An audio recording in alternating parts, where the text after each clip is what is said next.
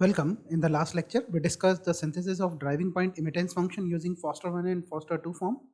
And in this lecture, we will discuss the synthesis of driving point emittance function using COR 1 and COR 2 form. The COR 1 and COR 2 form provides a network in the ladder form or ladder network. And this ladder network can be obtained by decomposing the network function using continued fraction expansion. Let us discuss the COR 1 form first. In COR 1 form, the continued fraction expansion is obtained by arranging the polynomials in descending order of powers or the exponents. That is, we will write the given polynomial with higher order power first, followed by the lower order powers, like the one mentioned here. Also, the highest power or degree of numerator must be greater than equal to the highest degree of denominator. Now these two conditions must be satisfied to prove or to synthesize COR 1 form. Let us discuss COR 2 form now. The continued fraction expansion is obtained by arranging polynomials in the ascending order of powers. That is, we will write the lower order power terms followed by the higher order power terms as shown here. Also, the lowest degree of numerator must be less than equal to lowest degree of denominator. Now let us discuss further. Suppose I have a impedance function Zs which is equal to Ns divided by ds, where Ns is the numerator and ds is the denominator polynomial. I can decompose this using the continued fraction expansion and I will get Qs plus Rs divided by ds. Here Qs is the first quotient obtained after first division and Rs is the remainder polynomial, where the degree of Rs must be less than the degree of ds polynomial, and in order to further expand it, the degree of Rs must be less than that of denominator. So I will reverse it, and after reversal I will get Qs plus 1 divided by ds divided by Rs. Now in this rational expansion I have ds where degree of ds is greater than the degree of Rs, so I can perform the continued fraction expansion. So I will get Qs plus 1 by Qs, the quotient, new quotient, plus new remainder Rs divided by the old divisor which was Rs.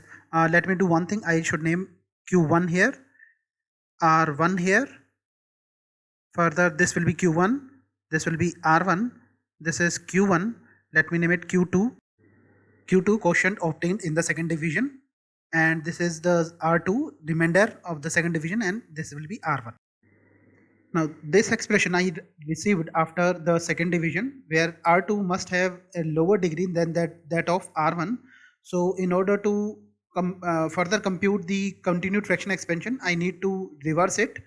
So after reversal I will get Q1 of s plus 1 divided by Q2 of s plus 1 divided by R1 of s divided by R2 of s.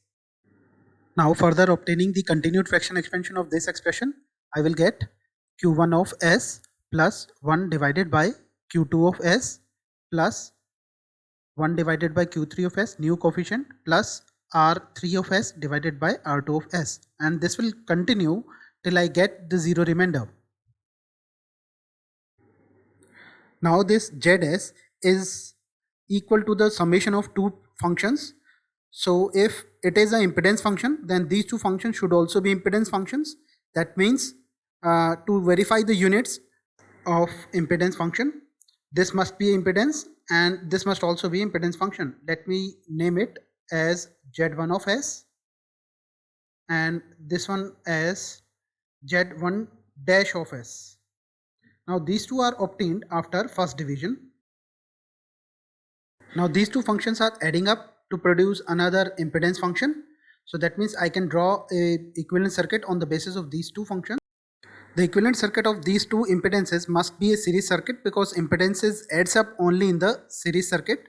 So the circuit will be a series combination of Z1S and Z1-S. Up till this point, the circuit looks something like this. Now we have to reverse it. If it is a impedance function, then this must be a admittance function. So let me write this as y1 dash of s. Now the further decomposition of this y1 dash s using continuous fraction expansion will give this fraction. If it is y1 dash s, then this has to be admittance and this should also be admittance function.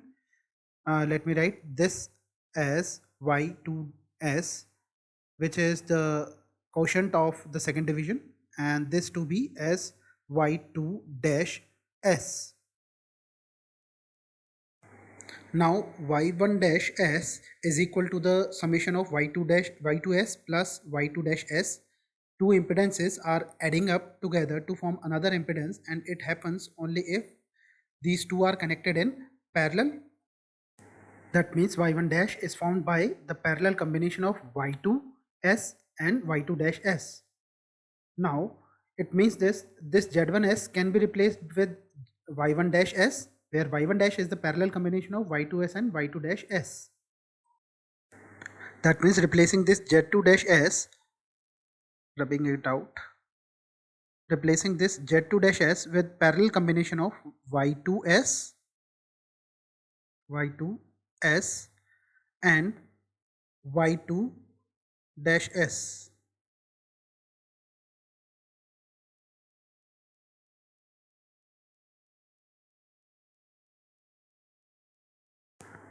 Now after this point, y2 dash of s will be reversed. Now it is obtained after reversal, so it must be a impedance function. So I will write it to be z2 dash of s, that is z2 dash of s. Now in this division, z2 dash s will be decomposed into two other factors, where this one must be a impedance function, so writing z3s, and this one also be a impedance function, so writing it to be z3 dash s. So this y2 dash s was inverted and we get z2 dash s, where this z2 dash s is equal to the series combination of z3 and z3 dash s. So this y2 dash will be replaced with the series combination of z3s and z3 dash s. Now replacing this y3s with z3s and in series with z3 dash s. So now if z3s is further disintegrated or decomposed using continued fraction expansion, it will be decomposed into admittance function. That is z3 dash s can now be the summation of two parallel connected admittance functions. That means this z3 dash s can now be replaced with the parallel combination of two admittances. So now replacing it with two admittances connected in parallel. Say this one is y4 of s and this one as y4 dash of s, and this will continue like this. So the continued fraction expansion of any network function will give a network like this, and this network resembles the ladder form, so why it is called ladder network. Let me draw this a bit neatly. The circuit will look something like this. The given function is a impedance function, so the first element will be impedance. So drawing it in series it in the circuit, so it will be Z1s. Similarly, if it is impedance, the second element should be admittance. So drawing it this element in the parallel, so it will be y2s.